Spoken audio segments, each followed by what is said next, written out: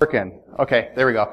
Hello, I'm Dave Schaefer, and this is not a very highly technical talk. Now, I have taught a lot of technical classes in my career, and they range from offensive, defensive, so we actually break into computers, and I lay out scenarios, and we pivot, and we do a whole bunch of really cool stuff that you're supposed to do in offensive courses. So, I'm not going to be talking about any of that today. What I'm going to talk about is basically the unique role that I was in when I worked for Walsh College. Now, I said worked. Yes, that's true. I don't work there anymore. Okay? I used to work there. I've got a few of my students up front, which is cool because they respect me enough to be here, which is awesome, even though I left the job. But in the meantime, the position itself happened to lend me to a unique aspect of looking at different types of cultures. Now, first and foremost, I am a hacker. I consider myself a hacker. I don't think I'm as skilled as like Ben 10 or any of those other really cool guys like David Kennedy and all those other people. But I will say that I do understand the concepts, and my hero is like Ed Scotus, who is actually one of the guys from SANS, set up SANS, and a lot of the really cool courseworks there with a lot of really talented people. And when I built classes, I tried to model them as close to SANS as I could. But with that said, we were working on at Walsh College, since that was brought up. I wasn't going to bring them up. That's okay. But we were working, and it's still in process, on a cybersecurity certification, the first ever in the world that we know of, for automotive vehicles. And that's going to happen here in Michigan. And hopefully, it was scheduled to go sometime in the fall. If you're interested in stuff like that, it's not just CAN bus hacking, it's also wireless, it's everything. And so what we had to do is, as a full-time faculty member, was find out all these different types of advisors in the industry that we could talk to. And some of these advisors I knew before I even took the position, and some of these advisors I also met along the way. And it was a very unique perspective. So that's what I'm going to talk about today. And again, I'm from that background. Now, for 18 years before I joined Walsh College, I was actually a system admin, blue team person, and very fascinated with the actual red team type of technology. And the red team type of technology is really cool because from the aspect, before I had a formalized education, in IT security, I never really realized how fascinated I was with cybersecurity and security in general. I was going through the emotions of being a system admin and stuff, but I was also trying to push the system. I was also always trying to make it more secure. And I never really considered myself more of a security person. So to be in front of all of you, like I am today, is like an honor to me to be here. So I don't consider myself like a huge, awesome speaker of cybersecurity, but I guess I might be. I mean, my students may argue that. 6 years I spent teaching offensive, defensive. I've taught at different universities and colleges around Detroit. Everything was done by word of mouth. And I never applied for any of those jobs until they asked me to submit stuff, and they said, okay, we want to hire you, and we're looking for you. So currently looking for opportunities out there, and overall views in this presentation are of my own and not of any past or future employer. Okay, these are my observations. Basically what we want to do is we want to define culture. We want to look at the stereotypes and differences. We're going to look at the similarities between the two cultures, the hacker culture and the corporate automotive culture. And we're also going to talk about cultural clashes, or what I called crashes, tongue-in-cheek. And we're also going to talk about some countermeasures and things along the way as I identify those crashes. And then we're going to look at, I'm a big history fan, okay? And we're going to look at the history and why it's significant today, and things that have happened along the way. And we're going to tie that into automotive culture. So, with that said, I don't know if you've ever seen Tommy Boy. Have you? Okay, awesome. One person. So this is a scene from Tommy Boy. And basically, when I was sitting at the table at I can't name the automotive manufacturer that we were at, but when we were sitting at the table, I immediately had this flash of this scene. And who was Tommy Boy? I was Tommy Boy. Okay? And basically I'm talking to a corporate bigwig, and I'll let you see basically what happens here. Hopefully it'll play for me. Oh, hold on. Technical difficulty. That's okay, we can work through it.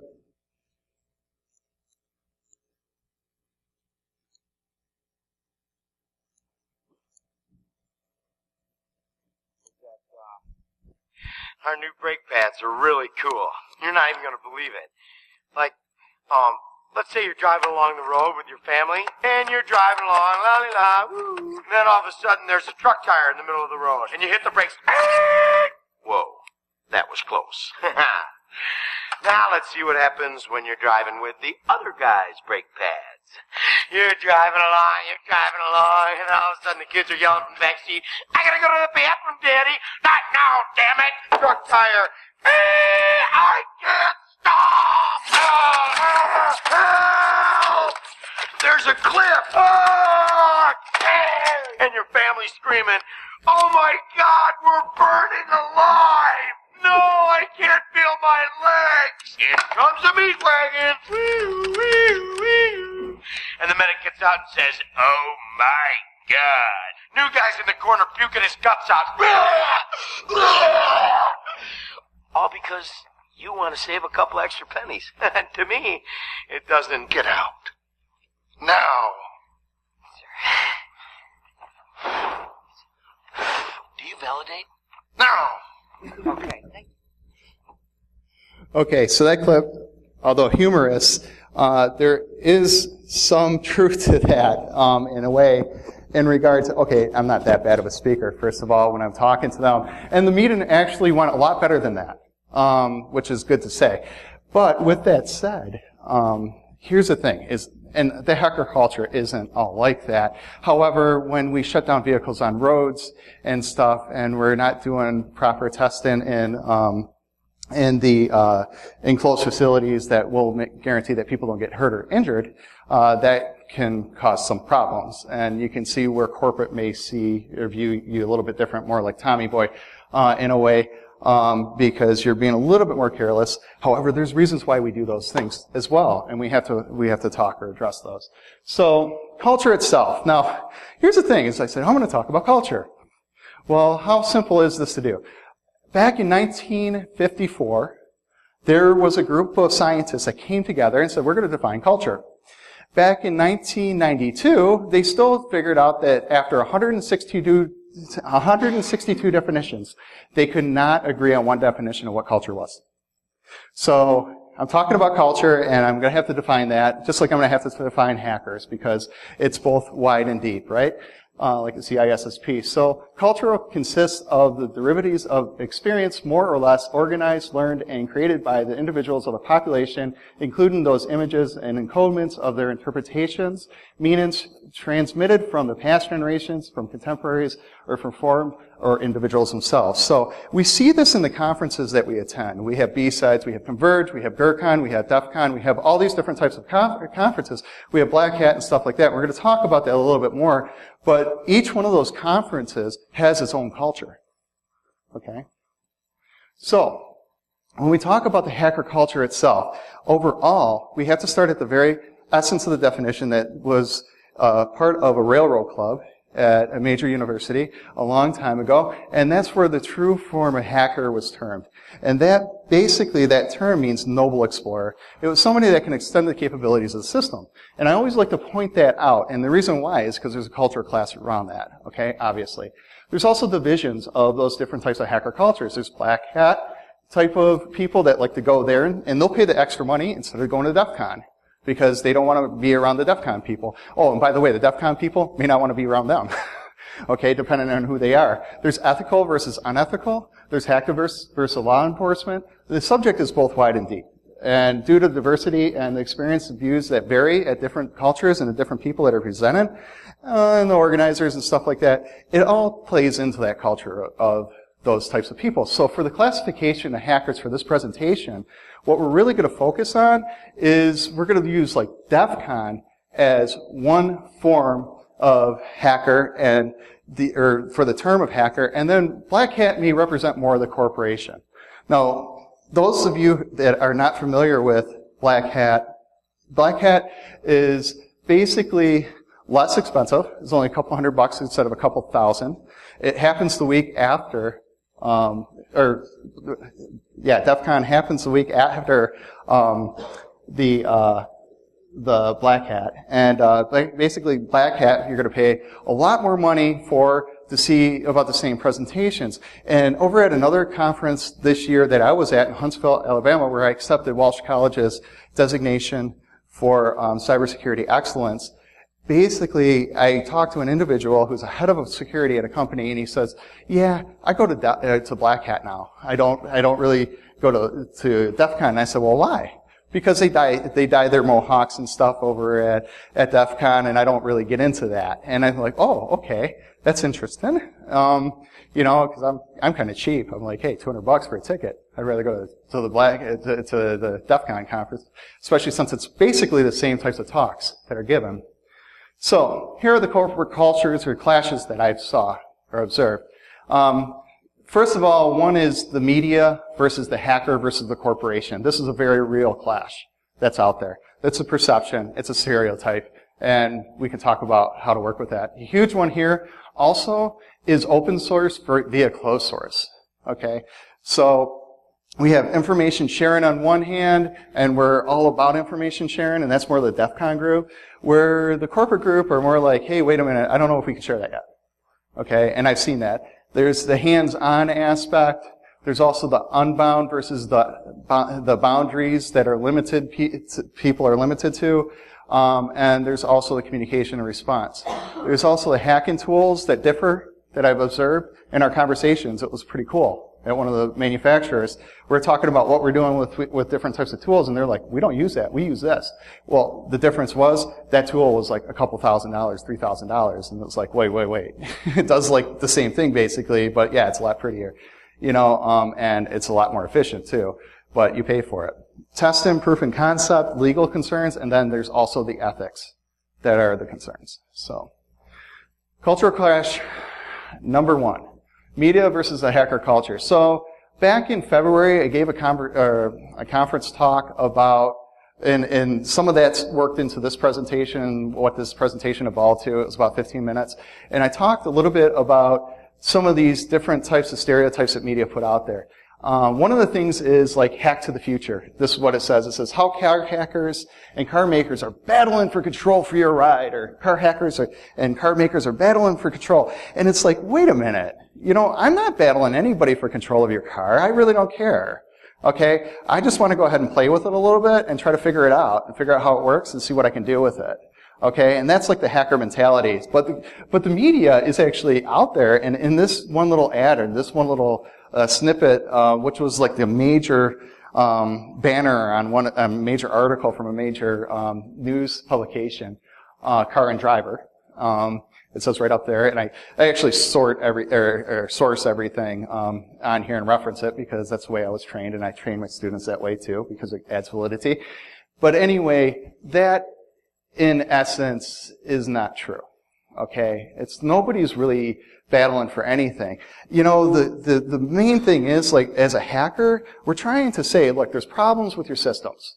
And we want to go ahead and we want to expose them, but not in a way that you think we want to expose them. We want to expose them in a way we want to actually fix them. Okay? We want them fixed. That's all we want to do. And getting inside the hacker mind, and you understand the true hacker, in my humble opinion, is the noble explorer. We want to fix. We're fixers. We're creators. We're makers. And that's what we do. But the media has us painted more like the Grim Reaper. We always have to have a hood on. You can't see our face. That's not true. I'm up here. I've got a suit. I've got a nice shirt. And I had a nice shirt and suit on for a long time. You can ask my students. I'm a pretty good dresser. Okay? And that's not always true. So anyway, we want to detect failure. And Henry Ford said it the best. And we talk about different types of hackers. he was a hacker himself. Okay, he took a lot of different types of systems that he knew about, and he put them together, and he basically formulated the car, the automotive car. And basically said failure is simply the opportunity to begin again, this time more intelligently. So that means, okay, we found the problem, but we can move on and we can go ahead and fix it. And that's the whole point of that.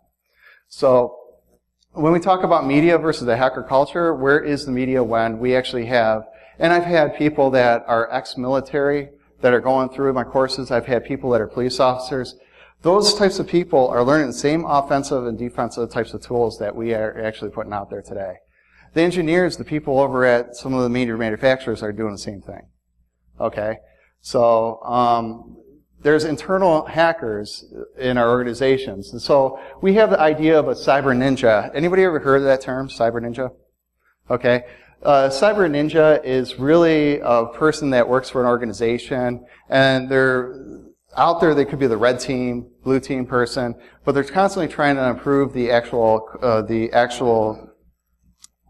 security within that organization. And basically, the concept of the entrepreneur itself is similar to an entrepreneur, except instead of actually going ahead and making your way out in the world and starting your own business, you're helping the organization from the internal view, and you're actually helping that organization from within. And from that standpoint, the entrepreneur behaves a lot like an entrepreneur, and they encourage ideas and the workable product of the company that you work for. They're motivated, creative, and able to think outside of the box. And hackers are a lot like that. Okay? It's the same definition. Sound familiar? Motivated, creative, and the ability to think outside of the box. So a lot of these organizations, and what I've observed is that over at the organizations that I did speak to, is that they have internal hackers. They have these people that are like us. In fact, some of those people might be in our audience right now. Some of those people actually might be in other areas of this building, okay? And they are hackers in that sense, and they still attend these same conferences. And they might be helping out with them even. The media versus the hacker culture resolution. Well, stereotyping doesn't help any of us, so don't.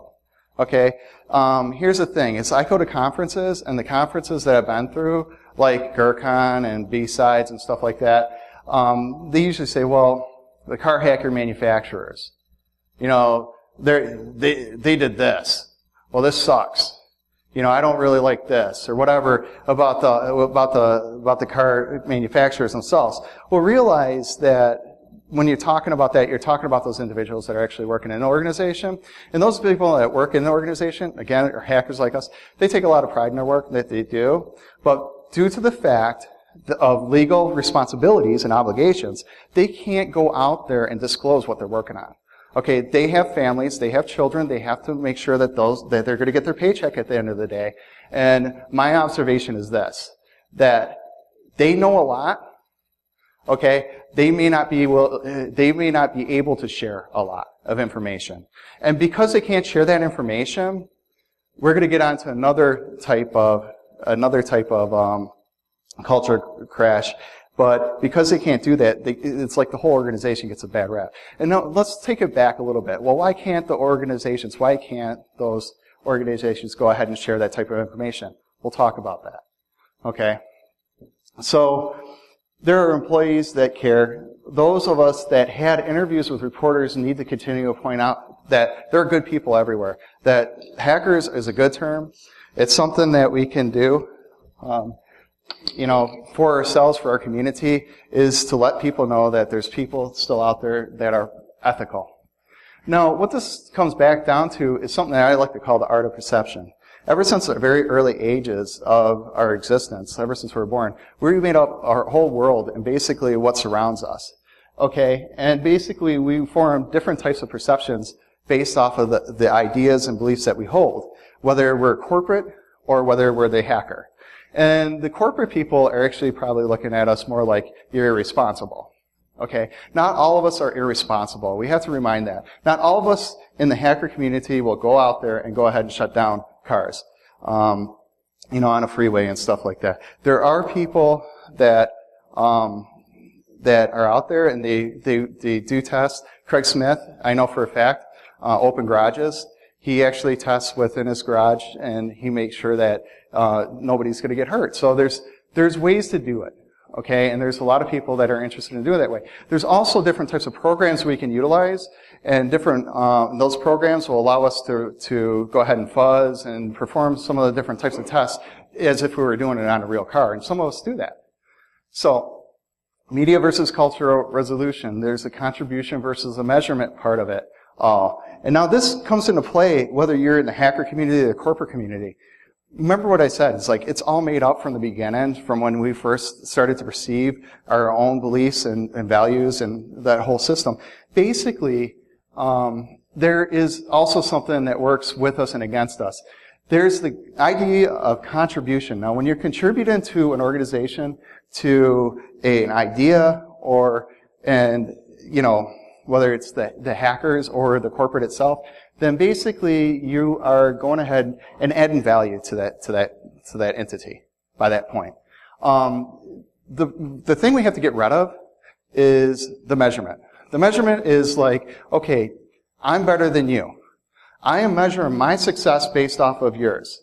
Okay, that's the stuff that tears us all apart.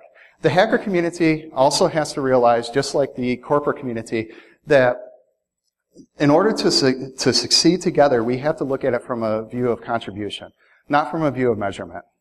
And that's very important, because we want to be the team that works together. We don't want to be the people that are actually going out there breaking up relationships and causing a lot of strife. So, open source. Well, open source really involves at the very epicenter trust. And from trust, if you can build that trust with the organization from a contribution standpoint, then basically what happens is that you will have communication, innovation, transparency, all that stuff will follow. Okay? And sometimes the transparency, again, because legal says we can't share this type of information, transparency may not always be there with the corporation. It depends on the corporate culture, which is a subset of that, that community in which we're trying to help out. So, Charlie Miller, he's got a couple quotes up here. He says, if it says you don't disclose, we're talking about the GMC, or the GM disclosure program. How many people know about that for cybersecurity vehicles? Okay, GM program. Basically, they came out. I think it was around January this year in 2016. They came out and they said, okay, we're going to offer up a program where we'll make it okay for you to disclose vulnerabilities to us. By the way, there's no monetary reward for that yet. I'm hoping that they'll actually add that in to give some motivation for people to actually try to make some money off of this. But basically what Charlie Miller is saying up there in that tweet that I saw come across is that all it's saying is we're not going to sue you as long as you don't disclose before we actually try to fix it. And here's the problem. This open source, okay, we're talking about open source. Here's the problem. In the hacker community, we find problems with the system. We report it to the vendor, and the vendor doesn't do anything about it. And we wait 6 months. Does nothing about it. We wait a year. Does nothing about it. And how is it ever going to get fixed? And that's from the hacker community itself. The hacker community itself is like, wait a minute, if I don't disclose this, like right away, then it's not going to get fixed. Or if I don't disclose this within a reasonable amount of time, it's not going to get fixed. So, with that said, basically, that's culture crash number 2. We tend to be willing to share with others and hold the same passions. Exception is basically when money is a motivation factor, and it involves like 0 days and different types of things like that. An O-day out there, as you know, you can make a lot of money off of it. A lot of companies might only give you 10,000, but again, it's exponentially more if you go to the black market and you try to sell something like that. And that depends on your ethical alignment, your financial situation, and everything. But DEF CON, for example, as far as willing to share that type of information, there's parties and there's people that will stay up all night, work with you and share with you to facilitate understanding for different types of ways to break into systems and how to make it work. Now, that does not work so much with the corporate culture. Open source is a theme for the most parts on B-sides and cons, etc. All are clear examples of open source information. Those outside of our community may not see that entirely as good, as power is distributed and thus can be abused. Okay, so basically what I'm saying there is that even though we're sharing this information and we think it's for a good thing, there's a lot of people out there that realize that by distributing this to somebody, those people may have negative intentions. And may use it for the wrong things. So that's where the corporate clash comes in, where with the exceptions of Local Motors, Wikispeed, and some others, basically they believe more into closed source. It tends to be more tight-lipped about what they can do and what they're working on. And a lot of times this comes down to, from what I understand, is the actual lawyers advising the companies. The lawyers are basically saying, hey, look, we're not going to allow you to say this or give this information up or publish these codes, because if you do, we're enabling somebody to actually cause an accident. Okay? And that's a liability on our part, and if that happens, you're going to get fired. Okay? Because you're a liability at that point. So it becomes very real. So hackers tend to resent this, as we are wholeheartedly believe in that, to make systems better through community effort. Codes for CAN bus, etc. may not be published, and thus requires us using techniques like fuzzing, but the Jeep hack shows that fuzzing works fine. Okay? So we can figure this out. So hiding codes only slows down the attack and it won't stop it. And there's an interesting point here. I was up in Frankenmuth, Michigan, and actually meeting with somebody, and across the table, the guy actually started speaking to me, and he started telling me about how he works for an automotive manufacturer. Well, I find out that he's actually working with CAN bus. He's actually working with the vehicle security and stuff like that. So I started talking to him about it, and his whole conversation with me there was very tight-lipped. This is from my personal experience. He said basically, he was like, there's no way hackers can do anything to the cars. They don't know enough. This is before the Jeep hack, okay? They don't know enough about the systems. There's not enough published out there for them to learn it, because they keep it that way, okay? I think it was 3 or 4 months later, we all seen Wired magazine. We saw the video, the Jeep getting shut down on the freeway and stuff like that. It pushed the envelope, okay? And I'm not trying to take sides here.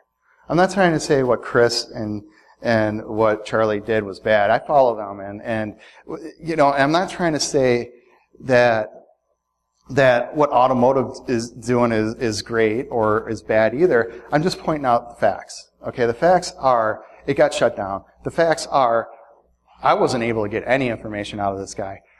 Fast forward another 6 months to a year, I was sitting across the table from him in a conference room at one of the major manufacturers in the prototype lab, in the lab where they test the securities and stuff like that, which is another paradigm shift for me, because when I walked in, I thought it would be all glitzy and everything, and it was very dull looking, 70s-ish. I figured they'd have, especially in a security area or something like that, high-end tech, that it would look all ritzy, but it didn't, But that just shows you the big hack, the big challenge there. So here's the thing that happened 7 days ago. This stuff continues to happen. Okay, so this is real here now. Basically, BMW had about 6 months and 2 0 days to disclose it, and the person that researched there's a cross-site scripting vulnerability with a web page, and another one with their car infotainment system that came out about 7 days ago, and he finally disclosed it. Well, he made it an issue. Now the automotive manufacturer has to fix it. So here's the problem. Okay? The problem is, from the hacker's mind, from the hacker's standpoint, why are you making us do this? Why aren't you fixing it? Okay? We disclosed it to you, but you have to wait until we have to do something. You're holding our feet to the fire. Do you think that they like to do this? That they like to go out? He waited 6 months before he released this, by the way. He didn't want to go out there. He didn't want to have to say, okay, I'm going to disclose these vulnerabilities out there. He just wanted it fixed. That's the true motive of a hacker. Okay? And from that standpoint. So how do you curb that? Is it to make different type of challenges and opportunities for the actual hackers in a way that you say, okay, well, you know what, sign this waiver form, and you know what, as long as you don't disclose, we won't sue you. What's the difference between doing that and doing this? It's really not giving any motive at all to the hacker. So that's a cultural clash. And it's like, so there's got to be some kind of real skin in the game. Okay? There's got to be some kind of, hackers do things for reasons. Okay? Number one is they usually want to make a name for themselves. You know, number two, money. Those are the two biggest things. So you work on those, give some recognition, give some money. You know, people might actually disclose more. But again, when they disclose, don't expect them to sit on it. Some people won't sit on it.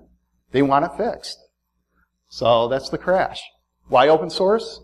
Well, all technology, blueprints, and patents available. Sounds like a fantasy, but there's companies that are actually doing that. Tesla, OS vehicle, $10,000 car concept. It's already out there. Okay? More experimentation and creativity will take place, more innovation among third parties, hackers, expanding the capabilities, fixing weaknesses. You'll be surprised what your car can do. Okay?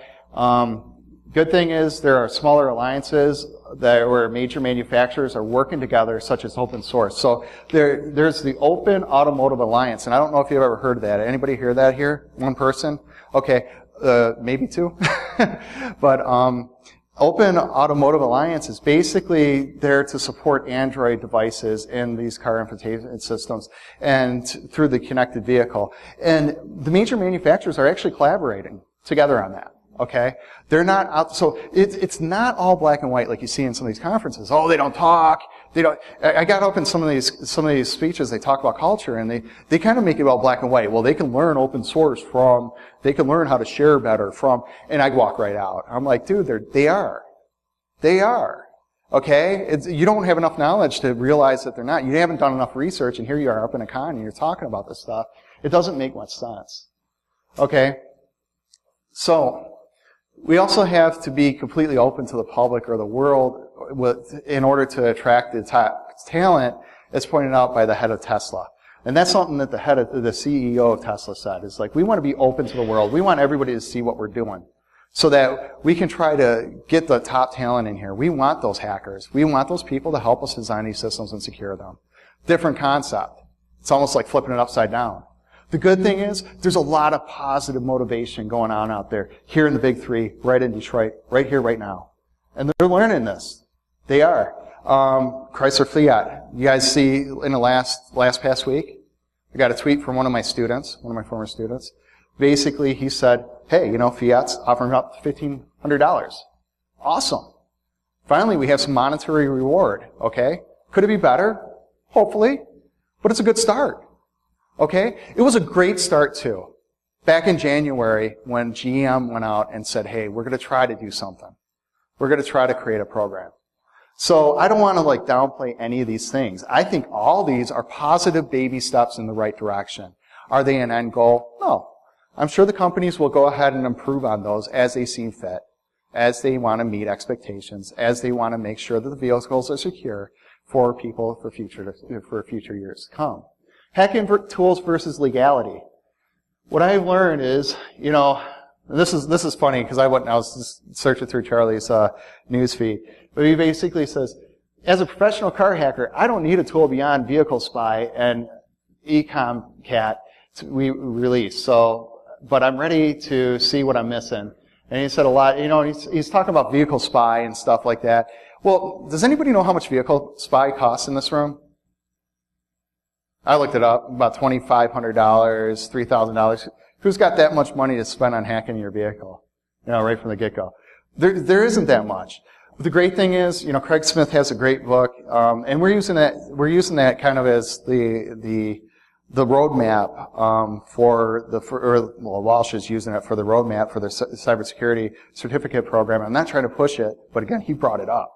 So, but what I'm saying is, there's a lot of good little tools that we can utilize in there if you want to learn that stuff, okay? There's open source tools that Craig published. He's got videos on the web on how to use those different types of tools and all that other stuff. And some of these tools that you need, I mean, they're pretty much free. All you have to do is buy the equipment to plug into your CAN bus and actually start working from there, which could be anywhere from $300 to $100. By the way, yeah, automotive manufacturers and stuff and tools, basically they've got, when I went there and it was like, okay, I read Craig, I was reading some of Craig Smith books. I talked to a lot of people before I met with the automotive manufacturers. I get there and they're like telling me like all the different types of tools that they're using. There's another one that's like canoe and kayaking. Canoe is actually a lot of money. It's like another $2,500, $3,000 to read can bus. And kayak is like free. And it was just tongue in cheek. It was a play on okay, well, you got this really cool tool, but I can make a kayak for less money, and we could still utilize that.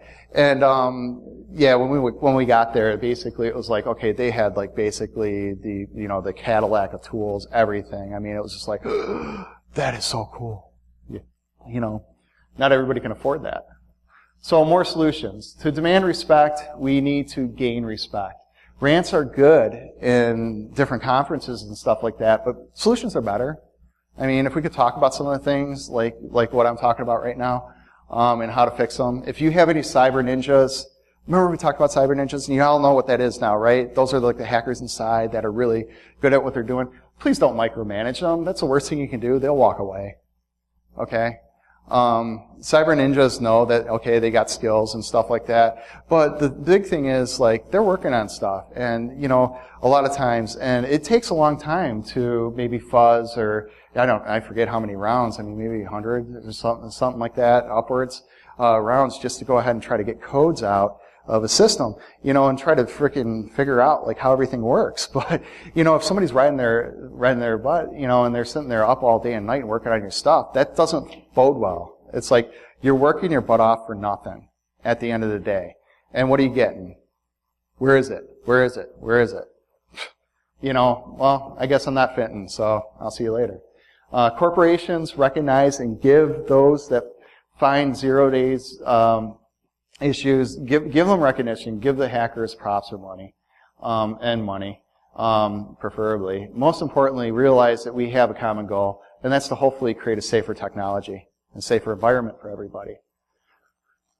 We need to break down barriers. We need to learn from each other. Engineers and cybersecurity professionals together, okay?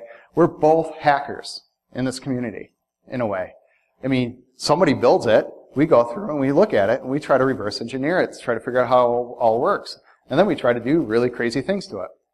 Listen without prejudice. That means go ahead and try to figure out what the hacker is trying to say. Don't just go up to him and say, okay, you're careless, and throw out all his findings. Some people have a very good point. And you know what? Sometimes you have to divorce your feelings from it. And that's something that I think that engineers could probably find happens pretty well naturally. Engineers usually are very analytical, and that's why they're engineers anyway. Speak with commonality. Nobody is better than anyone else. Remember, we're talking about the measurement. Let's talk about like how we can do things together, how we can fix things, how we can make it better. The human mind is a wonderful thing, so let's go ahead and use it together. Because when you add them all together, it's going to be a heck of a lot better.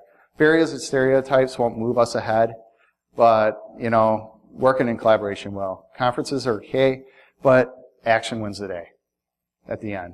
So let's go ahead and follow up the rest of this talk by talking about some history. So, history. Who's this guy? And then who are these guys? Does anybody know?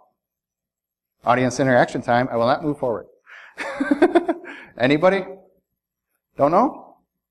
Okay. Are you sure? Anybody back there? Guy in the red? Do you know? Okay. Okay. Well, you knew Tommy Boy, so I figured I'd pick on you. Okay. So this is Roger Boisjoly, and he's a physical engineer. And this is Charlie Miller and Chris Valasek left. So Roger is famous for actually consulting with NASA back in the 80s. And, well, Chris and Charlie Miller, hopefully, because they're the ones that actually did the GPAC. Right? So, it's kind of cool. What do they have in common? Here's the bad thing. It's like a lot of people don't think about what the engineer has in common with the actual hackers. And this is where I'm trying to get to right here. What do you think that they have in common? Anybody know? Nobody. I'm paying for this conference. You tell me the answers. I'll tell you what they have in common. Roger Boisjoly and these two gentlemen right here on the side both found flaws in vehicle systems. Okay? They both tried talking to manufacturers, and they tried to get them to fix those systems. Okay? Now, these guys over here did not just go out and run out and disclose right away either. Okay? They waited some time, and then they went and disclosed to the public. Roger Boisjoly, again, he tried his best to stop the space shuttle from going up. What was the results? Well, Roger wrote a memo back in January 1985 concerning the fatal design in a vehicle, a rocket booster, asking NASA to go ahead and delay the actual launch. Anybody live through that? I did. It was pretty bad. There was a teacher on there, and I remember being in school at the time. And it was like very horrifying, especially to teachers that another teacher had just blown up in a rocket. Okay? On January 28th, 1986, over a year later, okay, basically, or maybe less than a year, I don't know the actual month. No, it was January 1985, so it was over a year later. Basically, the Challenger exploded. Roger and his colleagues tried to stop the launch after the confirmation of the launch date. And Roger testified and found himself shunned by colleagues, managers, and eventually resigned from his position as a physical engineer. Why? Because he did the ethical thing. He tried to tell people what was wrong with the system. It's very similar to what we're going through today. We try to tell people what's wrong with the car, and all of a sudden we get shunned. We get, we have maybe colleagues, even managers, come after us. Why are you doing this? Why are you saying this? Why do you think this way? This isn't the right way to think. Whatever it might be. And basically, it comes down to ethics. And a lot of people think that in the hacker community that we don't have ethics. We do. And in fact, if we didn't, the people on the inside of your company probably would be blabbing their mouth out to everybody, and everybody would know all your secrets. That's not the way it works. So this is a little short video of Roger Boisjoly talking, and I think it carries a lot more weight to listen to him than to have me actually talk about it. But I'll let you listen to this. Let's see. Before I start, I want to preface with a remark. I'm going to show you the NASA feed video of the launch that was piped to all the contractors on the program. I have to tell you, it's the first time I actually saw a launch from my facility. I didn't even know it was viewable from my facility. I was about doing the business on the program for my whole career. And this is the only one I actually saw from my plant. But before I show it to you, I want to press upon you several things. And although this may sound like a crass statement, it's not meant to be so. But the Challenger story and used as a case study to help students understand what's going to be coming up, especially, it's not about the death of 7 astronauts. And I know that sounds horrible, but it's not about that. That was a horrible, horrible culmination of the event itself. 7 exceptional people forfeited their lives for such an irresponsible launch system. It's also not about the loss of over $2 billion worth of hardware. What it's about is professionals in the system who had the authority and responsibility and fiduciary interest to do the right thing. And they abdicated that. They abdicated that because they were pressured to do so by the agency called NASA, as you will hear as the story unfolds. So, abdicating your control. That gets kind of concerning, I guess, in a way when he says it like that, right? Now, I'm not saying that people in the corporate culture actually abdicate that control, but I'm sure that can happen. Okay? And I'm sure it does happen. But what happens when it's not just one vehicle? We're talking about connecting multiple vehicles to different types of systems. Now, we're talking about cloud computing. We're talking about expanding it further. It's going to be more than just one system eventually overall. I know this from a matter of fact because 2 years ago I attended the U of M Cybersecurity Summit, and I heard one of the professors up there talking about how they're trying to work on cryptography to actually go ahead and work on a public key infrastructure to secure vehicles so that people can't go ahead and start to do man-in-the-middle attacks on different types of vehicles. And that's great because they're working on defenses right now before it even occurs. So there's a lot of due diligence going on in the system. and hopefully due care will follow. Basically, I think we owe it all to ourselves from that standpoint. That we can actually go ahead and build better systems. Now, I want to actually just take the time here to actually talk about some of the hackers of the past, present, and future. These guys are all hackers. Whether you're Henry Ford, whether you're Dodge Brothers or Tesla, who was just way amazingly ahead of his time. We have Chris and Charlie. We have Craig Smith. And the list goes on and on and on. The only difference between them and us that I see is that there's time, the fourth dimension. It just goes on and on. But they started over 100 years ago. They had different systems to work on, and we have different systems now. There's integration, and there's a lot of things that we can do together if we collaborate. So, and if we do a good job about it. So, what are our actions? Basically, what will be the next actions that we take as individuals, as hackers in the community? Are we going to go out there? Are we going to shut down more cars? I don't want to even think about like Chris and Charlie having to be put in that position. I don't want to think about anybody being put in that position that we actually would feel like that, like we have to do that. I would never do that myself personally. But I would be really, really oppressed in a way if I disclosed something and it was never fixed, knowing that somebody could actually find that and not fix it.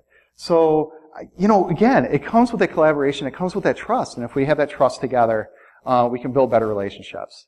And it sounds really basic and really simple, and it's not really a solution for all, but again, it goes back to those concepts of listen without prejudice, and some of the other things that we talked about, it's all made up. You got to realize that we do have positive futures together. The good thing is, if you are into car hacking or vehicle hacking or anything like that, the major automotive companies are after those types of people. They're starving for them right now. They want to fix things. And you don't believe it? Go out there to Ford, GM, or any of those guys. I'm doing it right now. I'm actually looking at the web right now, and I'm seeing on GM alone. I'm seeing different types of postings for vehicle hacking and stuff like that because they're concerned. They want to do diligence. They want to do things with due care, due process, and that is a good positive thing. I see a great bright future. I don't see a dark one. I see one that we can work together. I see a lot of positive things coming out of this, and I think if we all look at it and we approach it that way, and the automotive manufacturers, I'm sure, would say the same thing. And I think we can all do things that are amazing and fix things and make sure that big pileups don't happen, with different vehicles and stuff like that. So that's the end. I'm Dr. Zero, Dave Schaefer. I have a Surreal Paradigm blog. I probably haven't updated for a while, but I used to write a lot of blogs. I do a lot of tweets and stuff like that. So if you want to follow me, that's my information. But that's basically the end. Is there any questions? No? Thank you very much.